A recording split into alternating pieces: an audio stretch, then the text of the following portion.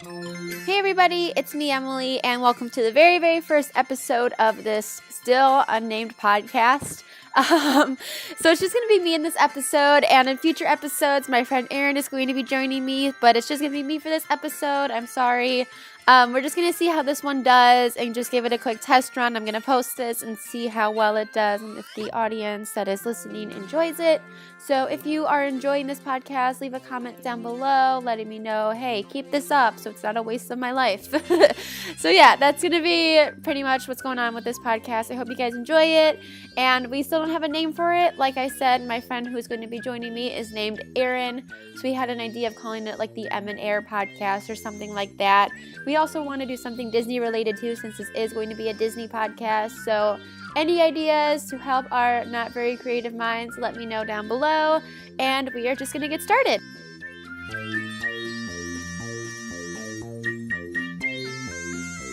So basically how the format of the show is going to work is we're going to start the episode introducing ourselves, obviously, and then I thought a fun little thing to do is do a Disney song of the episode. So that's just going to be one of our favorite Disney songs that we are really enjoying at the moment, or just a really good Disney song in general, because there are thousands of really good Disney songs.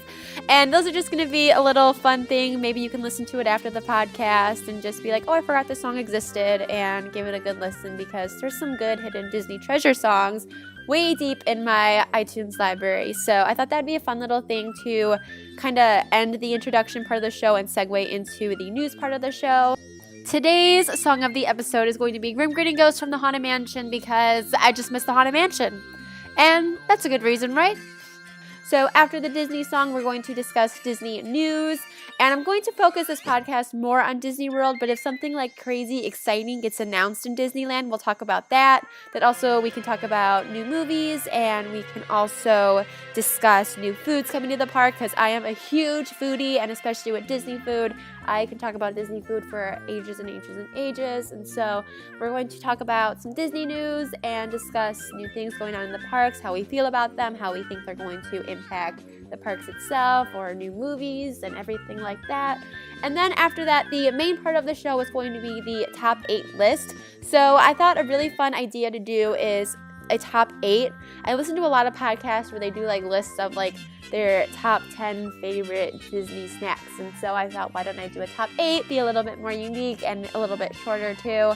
And so for this episode, I'm just going to be doing my top 8 favorite Disney World rides. Very straightforward, simple, something I can easily do by myself. And then when Erin gets here, we'll do top 8 of more specific things. We have a lot of crazy ideas, and so that's going to be really, really fun. And it's going to be really great hearing your guys' input on the comments down below. You guys can make your own top 8s, or you can agree or disagree or give your own opinions, nice preferred. And yeah, so I'm going to get started doing some news, and then we'll go on to my top 8 favorite Walt Disney World rides.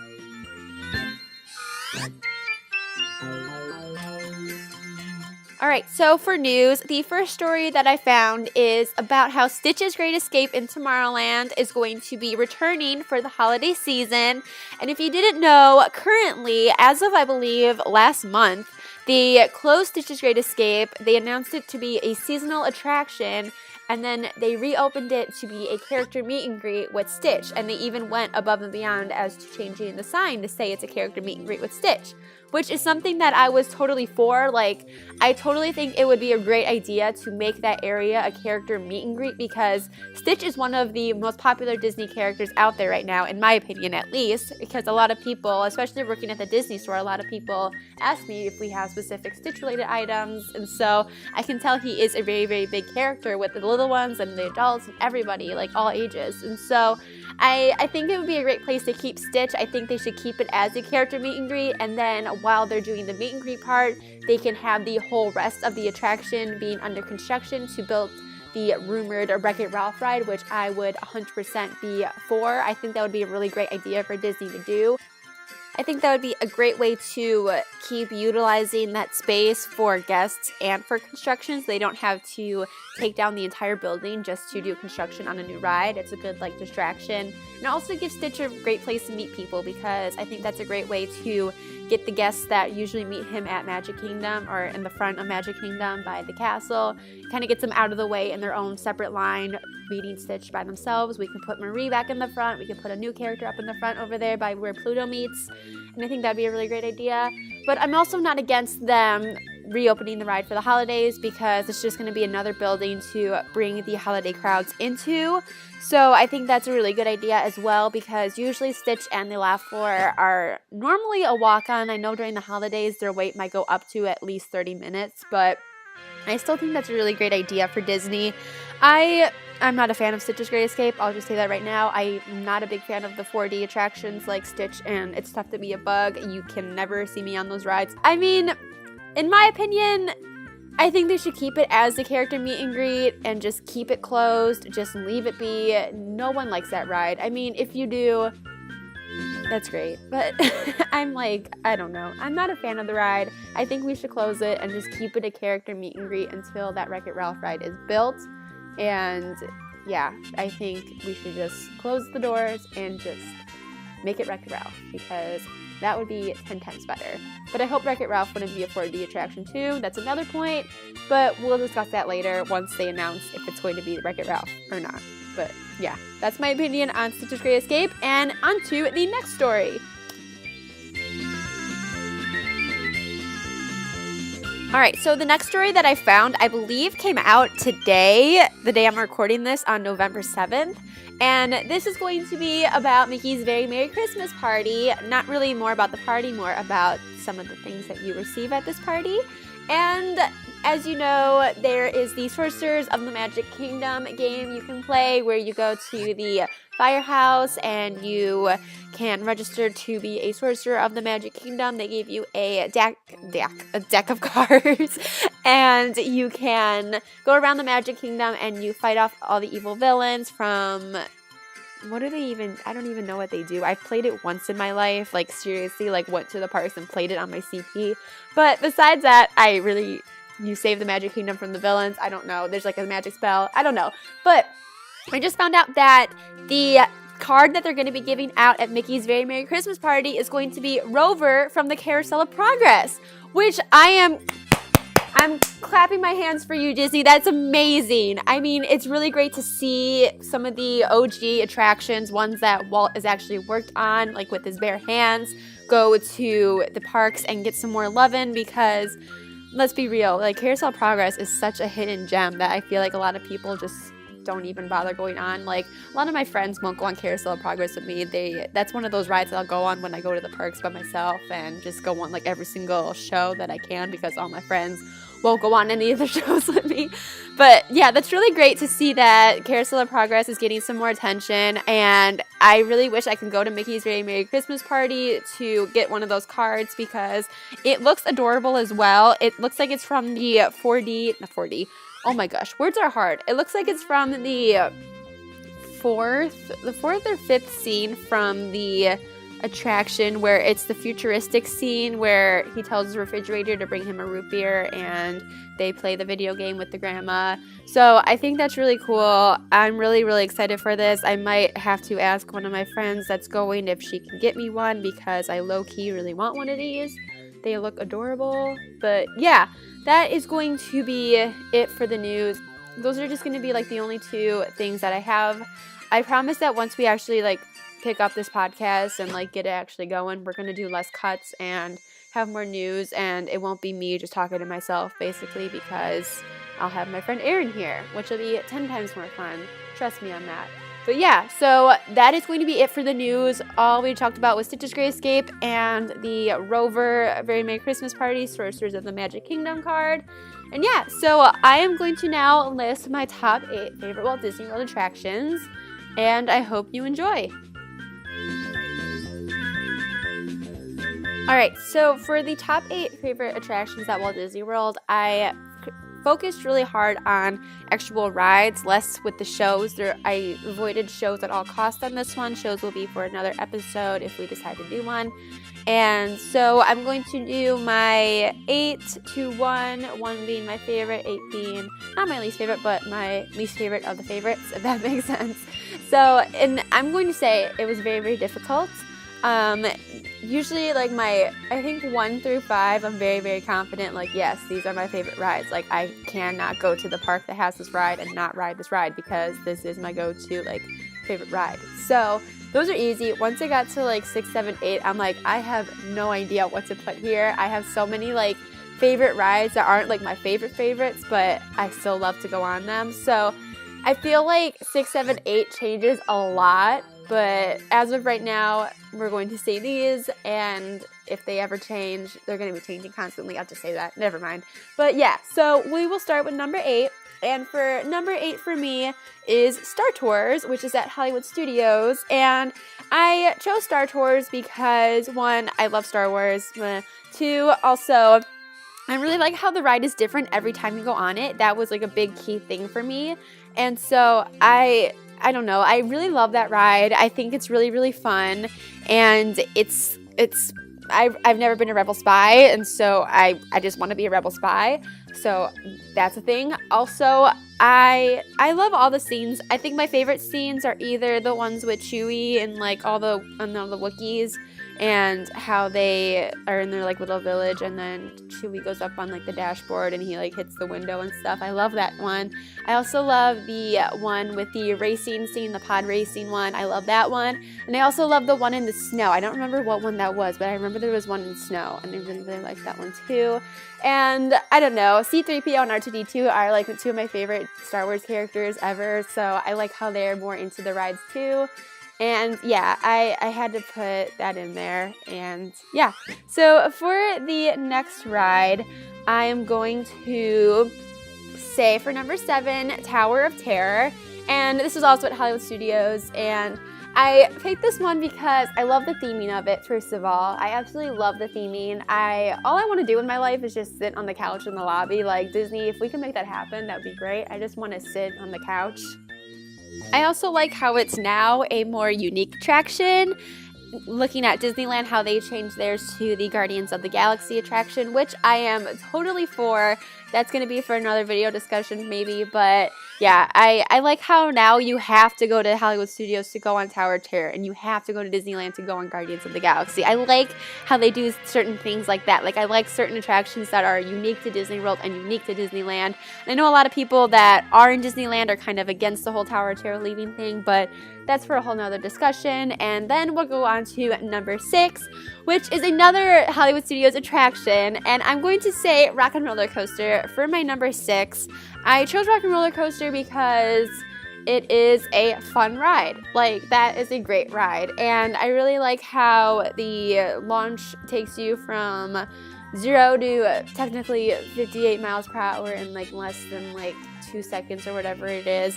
But I really like that ride because my favorite thing to do is just like do different poses. Like, that's the only reason why I listed that as like my top 6 favorite attraction, is just making up different poses during the launch sequence. I've gotten so used to that launch sequence, it doesn't even faze me anymore. Like, I can pretend like I'm falling asleep. I can pretend like I'm not having any fun on that ride. Like, that's when you know you've been in Disney too much, when 0 to 60 doesn't even faze you anymore. But yeah, I really like that ride. I have a lot of great memories on that ride, so I put that as number 6. Number 5, now we're getting to the ones that I'm like confident, like these are my favorite rides. Like, I can't go to the parks and not go on these rides. And so for number 5, I chose Pirates of the Caribbean. And I chose Pirates because I'm a huge Pirates fan. I was a fan of Pirates before the movies even came out. Like, fight me, I love Pirates. And I chose Pirates because I don't know, it's like such an OG attraction, and it's one that I feel like has a lot of great Disney history to it. Like, that's one of those rides that Disney cannot touch. Like, you can't. I know they added Jack Sparrow. That's fine, but it's one of those rides that like they can't get rid of. Like, if you get rid of Pirates, like, what are you doing, Disney? But yeah, I really like Pirates, and actually my favorite animatronic is on Pirates of the Caribbean. My friend Erin will know this, and I'll tell her about it in the next episode. She'll know what I'm talking about. My favorite animatronic is on Pirates of the Caribbean, and it is the auctioneer who is auctioning off the redhead. And my favorite thing that he does, which is why he's my favorite animatronic, is that he like wiggles his fingers, and I think that's so cool that Disney can do that. Like, little things make me very happy, and that's one of them. And yeah, I really like that scene. I don't know how I feel about the whole redhead thing. We're not going to discuss that, but yeah, I really like Pirates, and it's a great ride. So then for number four actually really jumped up my list, my last trip to Disney in August, and that is Dinosaur at Animal Kingdom. And I chose Dinosaur because I've said thousands of times in my videos on this channel that every time I've gone on Dinosaur, it is physically impossible for me to keep my eyes open. Like, I've watched ride-throughs, I've watched night vision of the ride, I've watched the ride, not really with the lights on, but like with like someone's flash on or something like that. And I'm like, I know what happens on this ride. I know what happens. Why am I so scared that I can't open up my eyes? Well, on this past trip in August, I kept my eyes open 3 times on the ride, like 3 times in a row when we rode it. So, and it became one of my favorite rides. Like, I love Indiana Jones and Disneyland, but this is not a Disneyland list, so I'm putting Dinosaur on there because they're basically the same ride. I love them so much. Like, I love the Dinosaur ride so much. I don't know why. I don't know. It's just a lot of fun. Yeah, so Dinosaur, number 4. For number 3 is also one that jumped up my list when we went in August because it was my very first time riding it. And once I say what ride it is, you'll be like, oh yeah, well that makes sense why you haven't been on it before. And it is Flight of Passage in Pandora at Animal Kingdom. And I had to put Flight of Passage on here. Like, that is a great ride. Like, if I didn't have such an emotional connection to my top 2 favorite rides, which I'm sure every single person listening who knows me knows what it is, but if I didn't have such an emotional connection to my other 2 favorite rides, Flight of Passage would 100% be my favorite ride. It is such a great ride. Like, Disney did such an amazing job on Flight of Passage. I love it so much. I love Banshees now so much. I want one of those stupid Banshees so bad, but yeah, and I am someone that is completely against and like very, very mad that a lot of the new rides are becoming stuff where we just follow a TV screen basically. But the way that he did Flight of Passage was insane. Like, I don't even want to describe it because I want people to appreciate it when they ride it for the very first time. Like, no spoilers or anything. It's just an amazing ride, and if you get a fast pass for that ride, you basically have like solid gold in your hands or on your magic band because that is so hard to get. And yeah, it's such a great ride. And if you are in Pandora, just wait like the 2 hours. Like, normally I'm like, if it's 20 minutes or less, we'll go on it. If it's more than 20 minutes, we're not going on it. But for that one, I will wait the 2 hours. Not 3, not 4, but I'll do 2 because that is such a good ride, and you can play like Heads Up while you're in line or something. But yeah, I love Flight of Passage. Highly recommend. Go ride a Banshee. Yeah.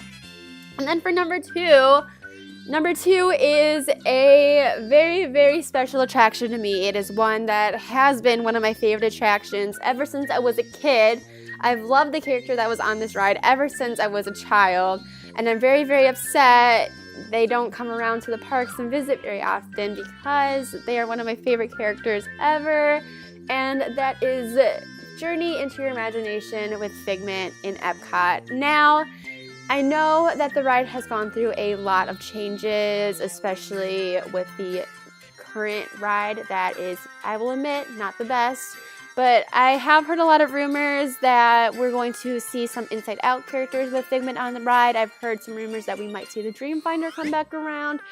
So I have my hopes up for this ride. I'm praying to Disney that they don't get rid of the character Figment. I feel like he's something that you can't touch. Like, he's the mascot of Epcot. You can't get rid of Figment. But I know that I'm just a small person and I can't really say anything, but I am a huge fan of Figment. I am Figment AF. I love Figment so much. But I really wish we can get the old ride back, or at least get the Dreamfinder back. I was listening to another podcast, and it was the WDW radio show with Lou Mangello, and he was talking about how he's predicting that the Dreamfinder will come back to Figment, except he will be in the current version of him that Disney has released in the Figment comic books, which is kind of like a younger version of him, which I am totally for too. I mean, he looks cute, he's fine. So that's, I don't know, I would be totally for that. I just wish we can get a different version of this ride and really give Figment the love that he needs, not this stupid little ride about your senses. But that's just my opinion. All right, number 1, I know everybody knows what it is. Like, do I even have to say what it is? I mean, There's 999 Happy Haunts. There's room for one more. It's the Haunted Mansion in Magic Kingdom. And that is my favorite ride. And the Haunted Mansion has been my favorite ride for a while now. It became my favorite ride when I was on my college program in 2012. And one of my friends who got a backstage tour was telling me about all the backstage, like, little secrets and, like, the whole backstory of the ride. And I'm like, this is amazing. And so I spent, like, the next 2 days researching every single backstory for the Haunted Mansion. I made, like, a little book about it. So definitely a huge Haunted Mansion fan. And if you guys know, my room is Haunted Mansion themed. I am obsessed with the Haunted Mansion. My car is my Doom Buggy. And I just love it. Yeah, that's basically it. I don't really need to go much into the Haunted Mansion. And that's also another ride that Disney has that they cannot touch the Haunted Mansion. If they got rid of the Haunted Mansion, I feel like everyone would just flip tables and just boycott Disney World. But yeah, that's going to be it. Yeah, that is it for my top 8 favorite Walt Disney World rides. That is going to be it for this podcast. I really don't have a way to close this yet. I'm going to talk to Erin about that. But I really need your guys' opinions. If you guys want to hear me and Erin talk more, I know you haven't heard her yet, but if you want to hear us talk more about Disney and just kind of like geek out over Disney-related stuff, let me know in the comments down below, especially if you guys have any ideas for a top 8 list. It can be best and worst, it can be favorites, it can be most excited for things, stuff like that. It can literally be top 8 about anything Disney-related. And yeah. If you guys have your top 8 favorite Disney World rides, list them down below. And if you guys have listened to Grim Grin and Ghost today, let me know down below. And yeah, I'm just going to end this the normal way that I end my videos. Have a great week and a magical day. And I hope you guys will listen very, very soon. Bye-bye.